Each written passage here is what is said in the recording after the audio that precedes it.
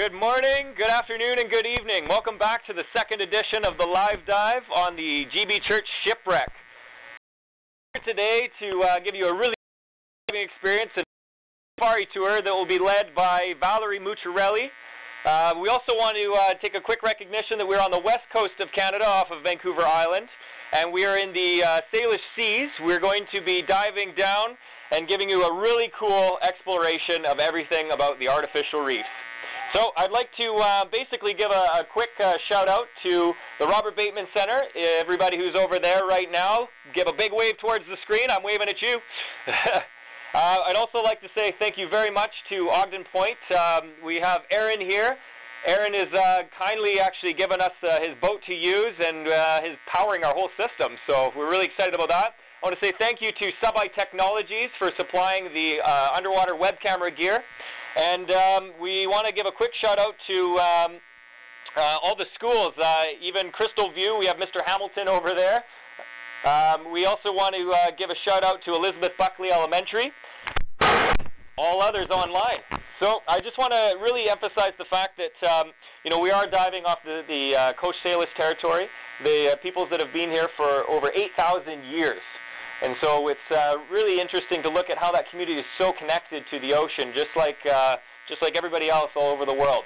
So we want to give you this really unique dive tour today, so I hope you enjoy. Here we go.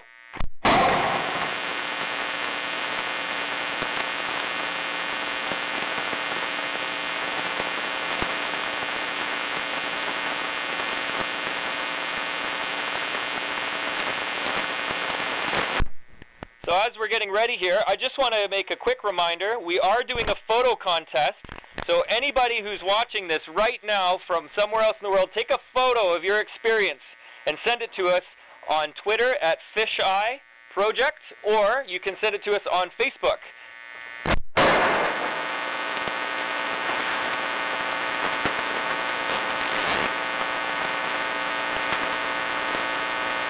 Here we go. That is our cameraman, Ron DeVries.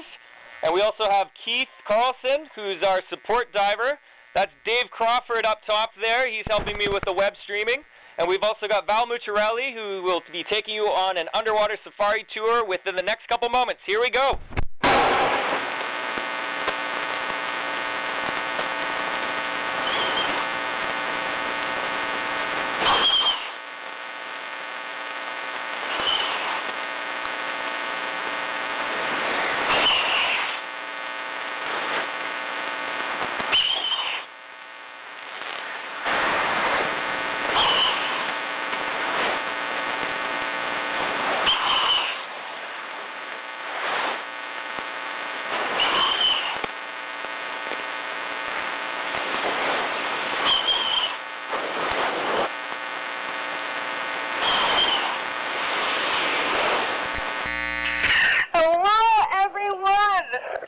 Welcome to the Live Dive Shipwreck Tour. My name is Valerie Mucciarelli, and I will be your guide today.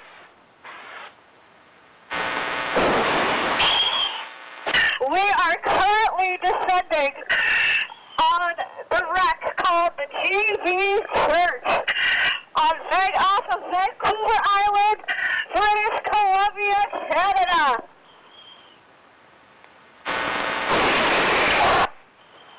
Currently going down the anchor line here that is attached to the stern of the ship.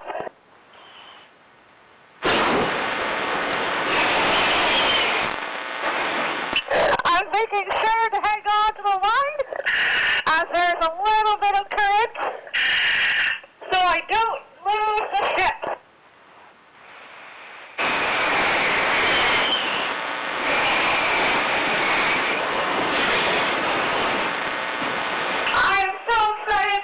You guys will be joining me today.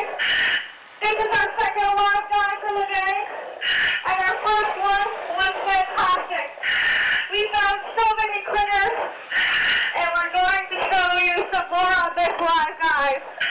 Starting right here on the anchor line with these feather duster worms.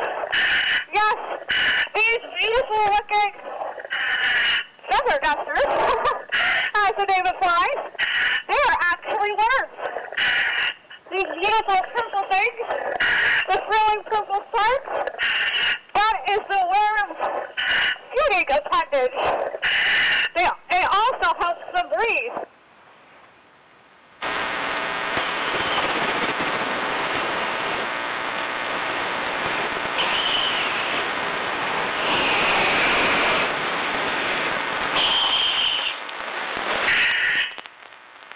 We sit inside these tubes, and if they senses a predator, they close up and they go inside the tube, as you kind of see here. And they can sense predators because they have these tiny eye spots on these feeding appendages that can detect light and shade.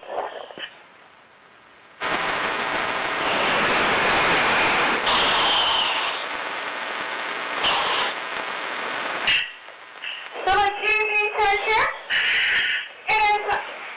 it was the first artificial shipwreck to be deployed by the Artificial Reef Society. It was sunk in 1991, and since then has just been covered in life.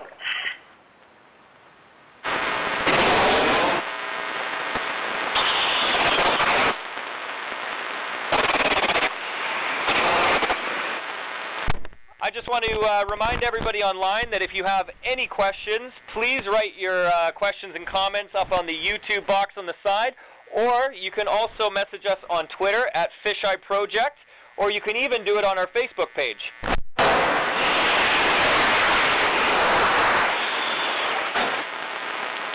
the stern of the boat right now, the TV church is 50 meters long, and I am in 50 feet of water.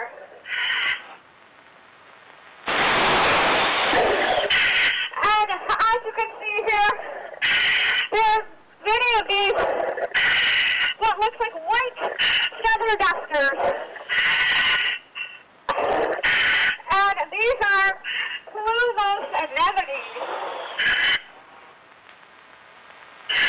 And these plumose anemones, they are filter feeders. So the white filling parts here, they are actually tentacles of the plumose anemone. I'm just going to hang on to Hey Val, we have a question about the scale and size that plumose anemones can grow to. And in these tentacles, they have stinging cells. And on each stinging cell, there's a hair. So these guys feed on animals or phytoplankton in the water. So when the hair, when something brushes up against the hair, the stinging cell is triggered and a harpoon-like structure comes out and attaches to its prey. And then the prey is attached and the tentacle moves the food towards the mouth of the plumose anemone, and the mouth is located at the center.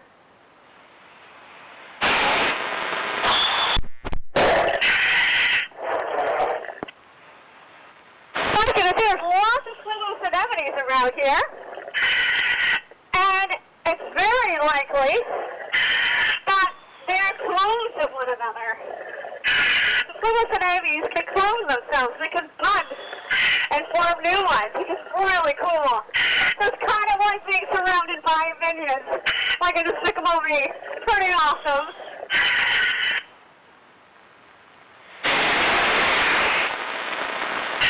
We're going to keep going and see what we can find. Hey Val, I have a quick question from the surface. What's that?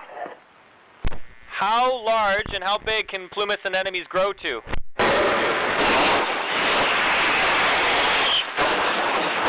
Great question. Plumas anemones, they could grow to be 2 to 3 feet tall, so quite large.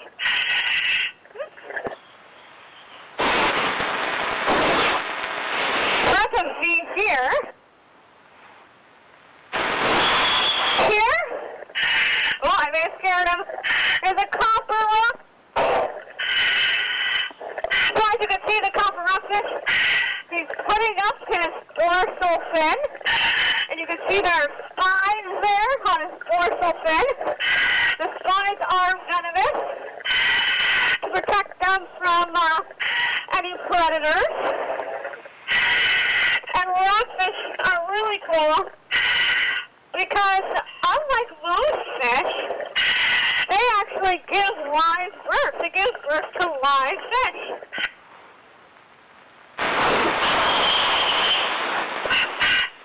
Copper rockfish are actually considered, their populations are considered to be declining in BC. And so it's great to see them hanging around the artificial reefs here. Goes to show that, artificial reefs and protected areas may be helping their populations come back.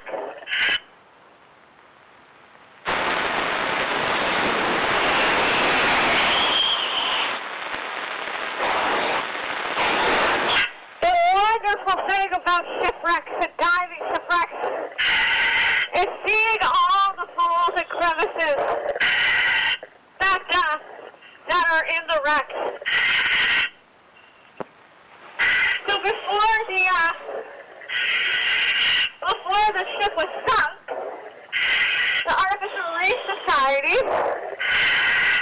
they sort of cut holes into the ship for divers so we can look in and swim through, sort of like this one here.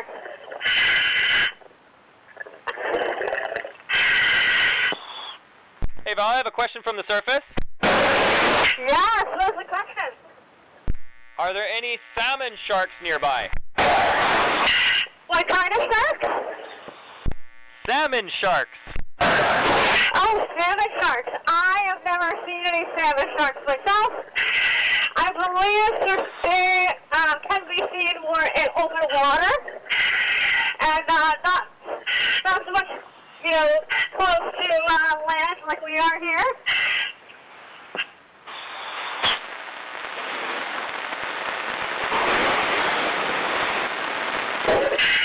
All the plumas and anemones, it's like swimming through a cloud. It's so wonderful. Hey hey Val, I have a question from the surface. What's that? Can you give us a bit more of information about the ship again, the history of it, what type of ship it is? Definitely. So the ship, it was built in 1943, and it was built in England, and it was used in World War II as a ship, as a supply ship for the Allies. And it was brought over to British Columbia in the 1960s, and it was used to carry explosives, actually, up island. So right here, we can see this looks like it might be an octopus den. So I'm going to take a look here and see if the octopus is whole.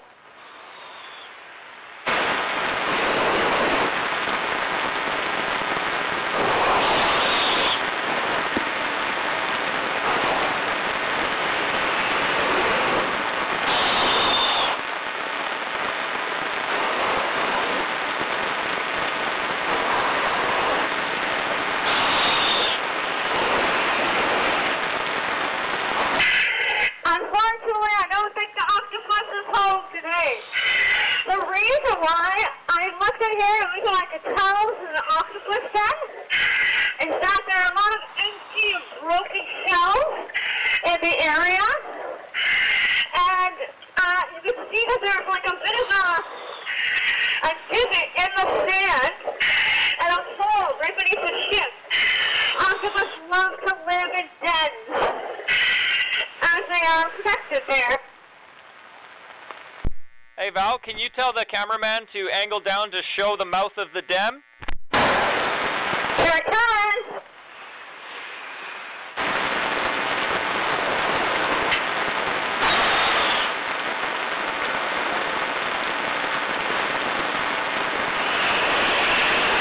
Can everyone see the den there? He needs to go a little bit lower. Sorry, can everyone see the den there?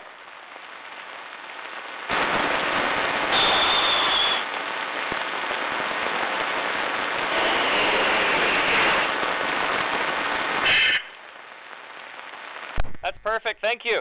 We're going to continue on. So we're at the bottom of the ship right now, and we are in 70 feet of water.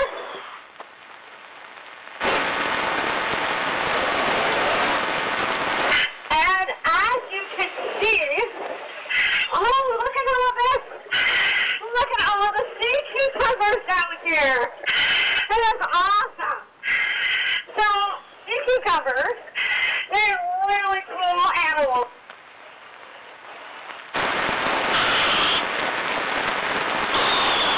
They're really spiky, but they're actually super, super soft. They kind of feel like a bag of water, really. And they are one of the coolest defenses against predators. Predator tries to eat it. Sometimes they will basically let out some sticky lines and strings, and they will spew out their intestines. They're also thinking to distract the predators, and then they will actually swim away. I know they don't look like they can swim, but indeed they can. And they do move around. So I'm just going to gently, they have underneath, you can see here, little tubes there that they use to move around. And right here, we can see another wonderful little creature. This is one of my favorites right here. This is a decorator crab. Check this guy out. He is so cool. So, what they do is they decorate themselves with algae or animals that they find in their surrounding environment. And they take it and they place it on their bodies. And on their bodies they have these hairs that have hooks on them that they can hook these like pieces of algae onto. And then they're totally camouflaged in their environment. I have a question from the surface, Val. Sure, yeah, go ahead. How deep are you right now? Sorry, can you repeat that? How deep are you right now? How deep am I? Yes. Sorry, one more time. Yes, how deep are you right now? Yes, I am 75 feet deep right now. 75 feet. Wow, that is amazing. Would you be able to take us back up towards the wreck? Sure can.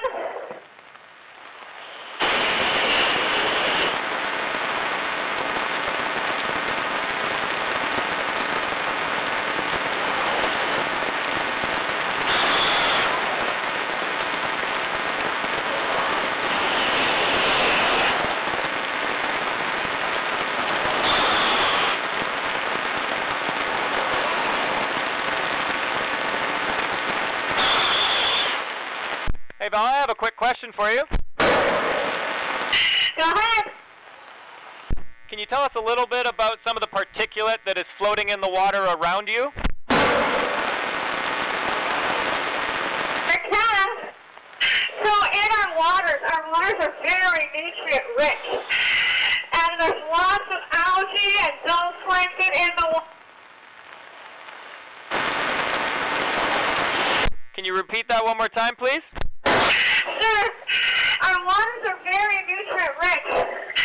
There's lots of algae and nutrients and zooplankton in the water.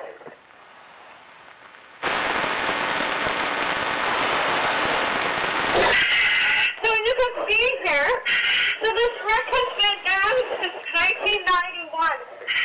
And it is just plastered in life. Every inch has life on it. And it's so cool. It's like being in a Dr. Seuss book here. There are sea birds, and two worms, and snails. It is so fantastic.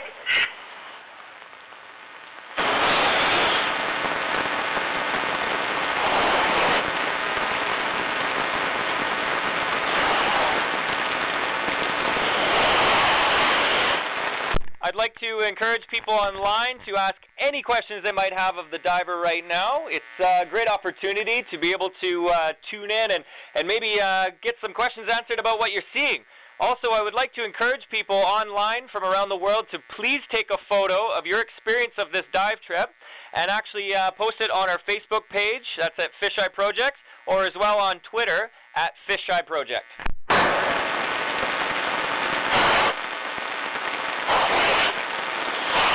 Oh, here we have. Oh, I love these guys. This is a cushion shower right here. Look how cushiony he looks. These sharks are so deep. They're such deep creatures.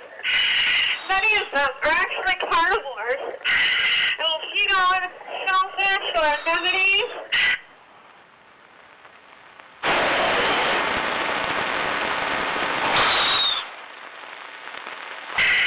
These guys are so cool.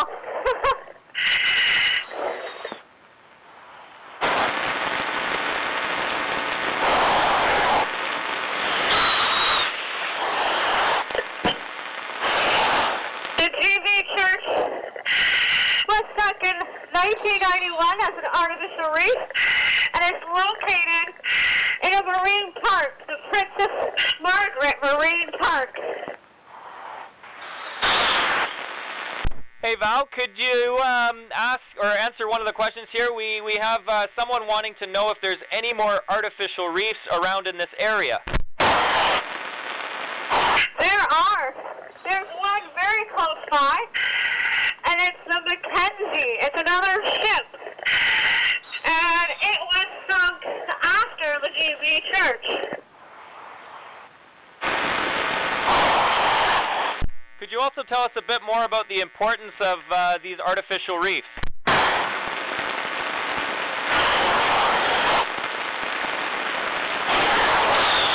Hey Val? Yeah. Can you tell us a bit about these artificial reefs and why are they so important? So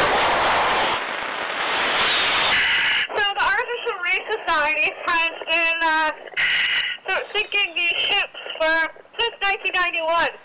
The GB Church was their first one. And they are very important because they provide additional habitats for marine animals, which is very important. Hey Val, I have another question from the surface. It's very important when they're losing a lot of their natural habitats. Hey Val, I have a question from the surface. Can you repeat the question? How are you feeling in the water? Do you feel comfortable? Yes, definitely. This is wonderful. I have a nice dry suit on, keeping me warm. It's like floating. It's wonderful. Is it almost like being in space, would you say? What's the question? Is it safe? Would you say that it's almost like being in space? Oh, definitely. It's like being in space. It's like flying. It's amazing. So here we have what looks like a sharp-nosed crab right here. These guys are really cool. You can see there's some yellow on him, and that's a sponge that's been growing on his shell. These guys, crabs are mostly scavengers.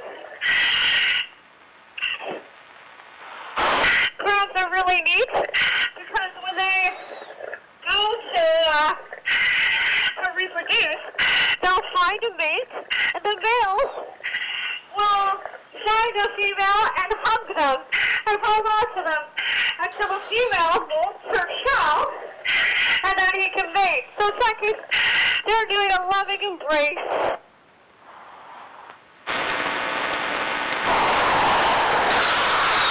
I have another question for you from the surface. Yeah, go ahead. How many different kind of species do you think are on this wreck? How many different types of species are on the wreck? Yes. Oh, God. Hundreds of species. There's so many. It's incredible. So here we can see 22 some Puget Sound rockfish here. I love these guys. They swim, unlike most rockfish, they swim in schools. And rockfish are really neat. As I mentioned before, they give birth to live young, unlike most rockfish. Hey Val, for some of our viewers that are just tuning in a little bit later, can you give them a bit of an idea of where we are located and a bit about the shipwreck that we're looking at? Definitely. So this is the GB church here, and it was sunk in 1991 by the Artificial Reef Society of BP. The ship was built in 1943 in England, and it was brought over, it was built and used for World War II, as a supply ship, and it was brought over to BC in the 1960s, and it was used to carry explosives. And then it was eventually decommissioned, and the Artificial Reef Society used it to fix St. Mika Reef.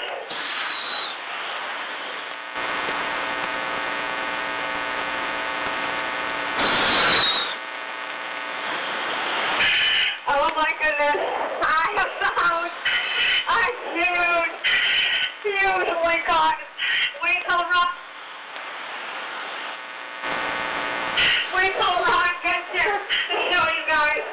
It is humongous.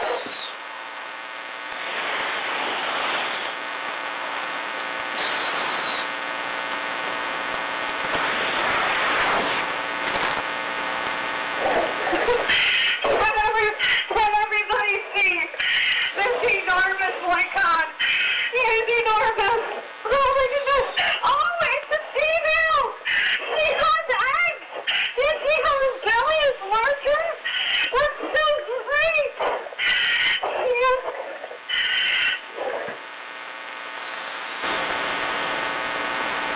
Oh gosh, this is fantastic. So she will lay her eggs, and the male will fertilize the eggs. And then the male will guard the eggs. Oh, she's so great and so large. It's so great to see a big Lycon here. You can see how big her head is. The Lycon can grow to be 5 feet long and 100 pounds. That is bigger than me. That is spectacular. So just a note, I am not a very good person. Wow, she's so great.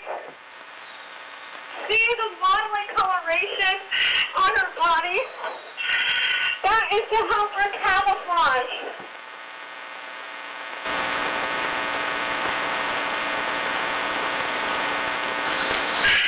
Lake cod are ambush predators. They'll kind of just sit and wait around until a fish swims by, where the prey swims by, and then they'll swim out and catch them.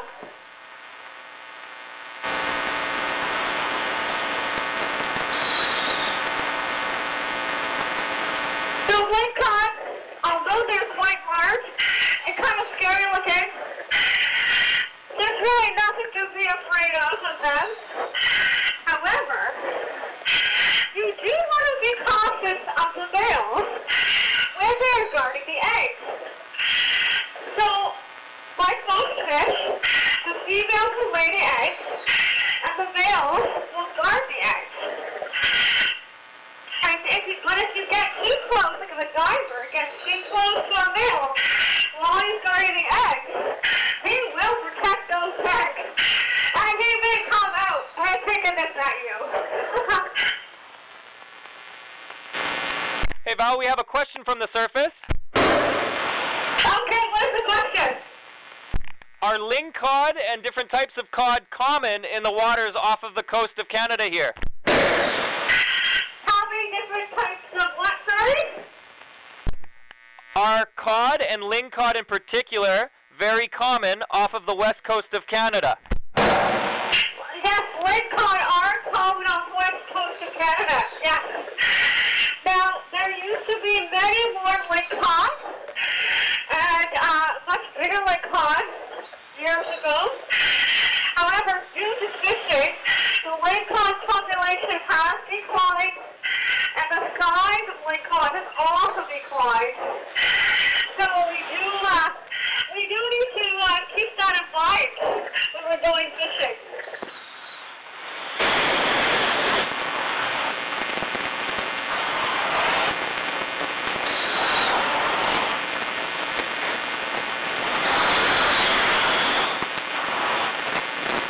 So we're going to continue on our journey. We're going to leave vicious lingcod alone. Look what I found here. This is stalactite. It is so pretty. Hopefully you guys can see this okay. This is one of my favorite marine creatures here. This is a frosted nudibranch. Can you see this, Mike? We can see it. It looks absolutely amazing. It is so pretty. It's like a little sea angel. So this is a nudibranch, also called a sea slug. And it's, they look so pretty. Nudibranchs are also brightly colored. And the bright coloration indicates to the predators, or to potential predators, that they're not very tasty and that they may be poisonous.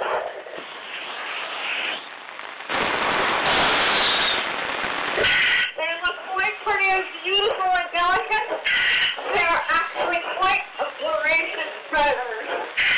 They eat many things like anemones and sponges and sea sperms. I just want to ask everybody online if they have any more questions. Please do not hesitate to ask.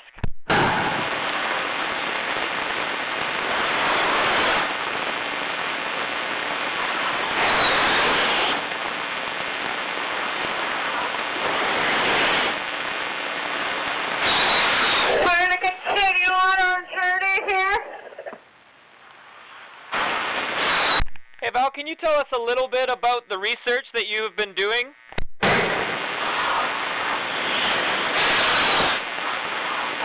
research that I have done? Yes. With the question of research that I have done, what about it? Yes, can you tell us a little bit about the type of research that you've done on artificial reefs? Oh, sure, definitely. So I studied an artificial reef at Ogden Point. And the artificial reef was made of concrete dome structures called reef balls. And I looked at the different types of seaweed that grew on the reef balls.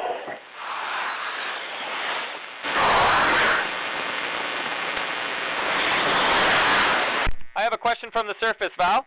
Go ahead. How many eggs can a lingcod spawn? I'm not sure the exact number, but hundreds of eggs, if not thousands of eggs.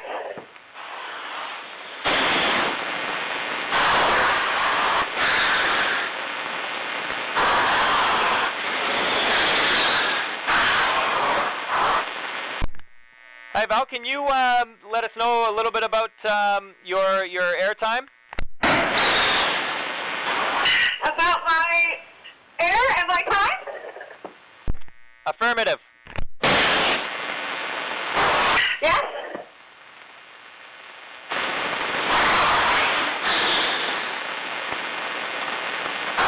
Can you repeat the question, Mike? I just want to double check how much air you have left. Oh, I have 1,000 pounds. Okay, perfect. We have another question here.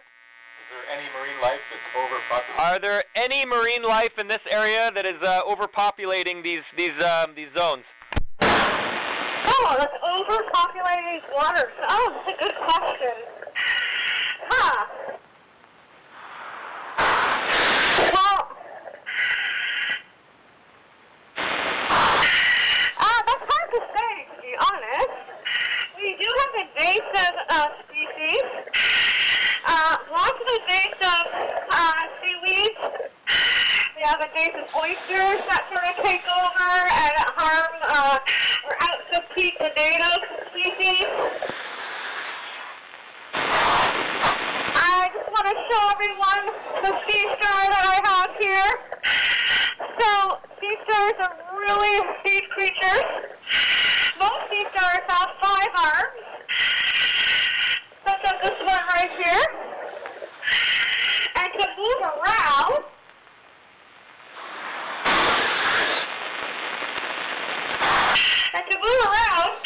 they have these tiny, tiny little feet on the bottom of their arms. They're called tube feet. You can see some of them poking out. And there's hundreds and hundreds of these tube feet. And these tube feet are not only used for moving the seesaw around, they also use these tube feet to move food towards their mouth. And their mouth is located right in the center. Now you must be wondering, I don't really see a mouse there, that's so tiny. How does the sea star eat? Well, sometimes, if the sea star is eating something that's larger than its mouth, it can extrude its stomach so the stomach will go out of its body and surround its prey and start to release some digestive enzymes to break down its prey.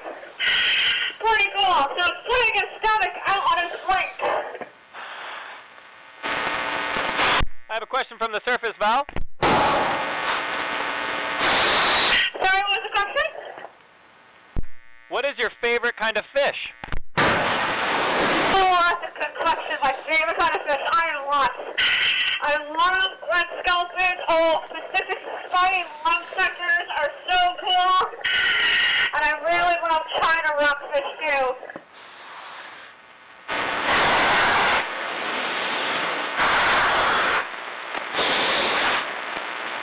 I have another question for you.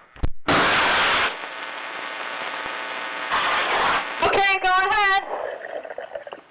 How many different types of starfish have you seen so far on this artificial reef? I think I have seen at least 10 different starfish on this artificial reef.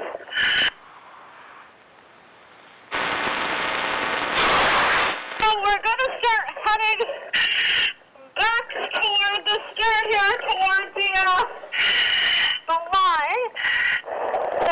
line.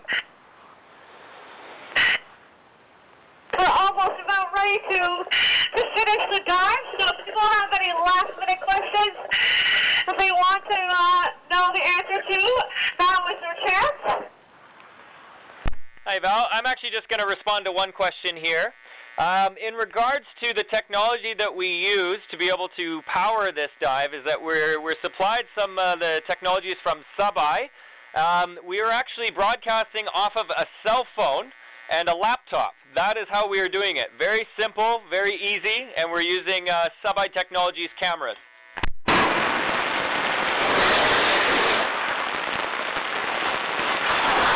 Wonderful.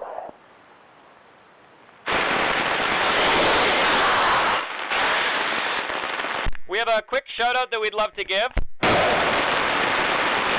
I'd just like to give a quick shout-out to Central Middle School. I'm just hearing here that you are all connected in, so we're going to give you guys a big wave. So, Val, if you can wave over at them.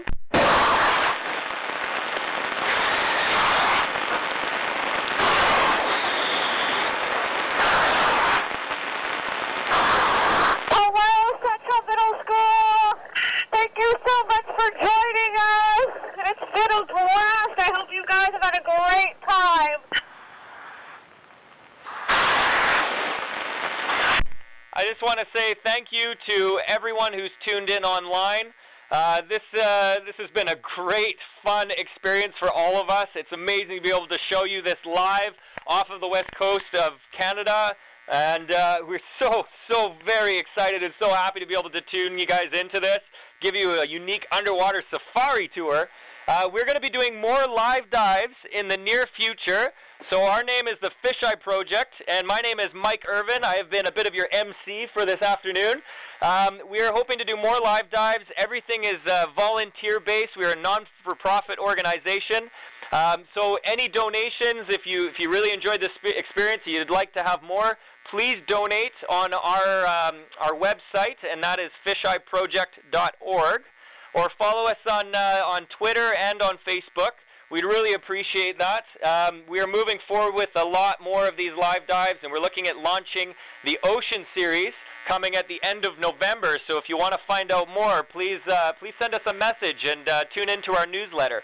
So I just wanted to give a quick shout out again to all of our sponsors. Thank you very much to Ogden Dive Shop for letting us use their boat, and for really helping us get to this point. And I would also like to say thank you very much to the Bateman Center, and hi to everybody over there. Thank you so much for tuning in and coming down and showing your support. We are having a fundraiser tonight, so anyone who is in Victoria and would like to come to the fundraiser event this evening, it's at 7 to 9. It will be at the Robert Bateman Center. We're going to have some really good presentations and talks, and it's a good opportunity to learn more about your local ocean. I would also like to remind everybody that if you haven't done so, do it very quickly within the next couple minutes here. Take a photo and share it with us on Twitter or on Facebook. Our Twitter is at Fisheye Project, and you can hashtag #LiveDive. So thank you very much, everyone, for tuning in. It has been an absolute pleasure. We look forward to seeing you in the future. Take care now. Bye.